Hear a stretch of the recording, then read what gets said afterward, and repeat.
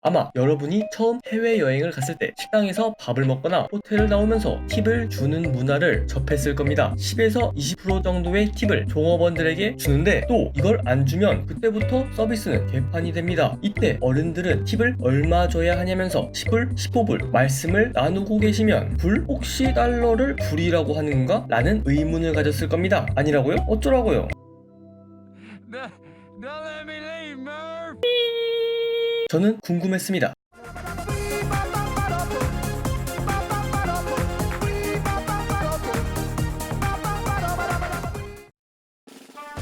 일단 달러라는 명칭에 대해 알아보겠습니다. 사실 달러는 동서양을 막론하고 세계 많은 국가들이 화폐의 명칭으로 사용하고 있습니다. 미국뿐만 아니라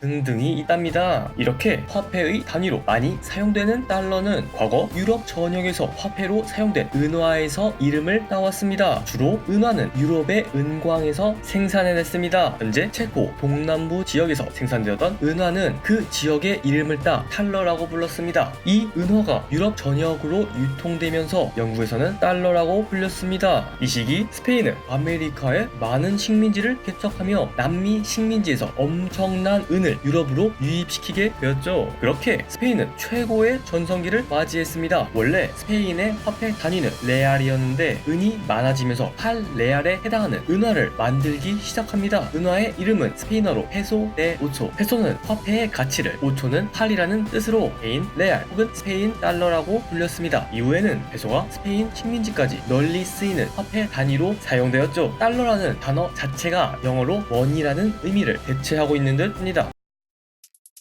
이후 미국의 영국 식민지 개척자들은 아메리카에 있는 스페인 식민지와의 많은 교역으로 스페인 은화를 스페니쉬 달러라고 부르며 사용하게 됩니다. 미국이 영국을 상대로 독립전쟁을 시작하면서 자금 마련을 위해 지폐를 발행하기 시작했습니다. 당시 미국은 대서양 너머에 있는 영국의 파운드보다 주변의 스페인 식민지에서 사용하던 스페인 은화, 즉 스페니쉬 달러를 기준으로 지폐를 발행하였습니다. 그리고 페소스에서 T와 S를 겹친 모양으로 혹은 스페인 은화의 헤라클레스 두 개의 기둥을 둘러싼 S자 모양인 이 모양을 미국 달러를 표시하는 방법으로 채택하였죠. 이게 점차 시간이 지나 간단하게 포기하면서 지금의 모양을 갖게 되었습니다.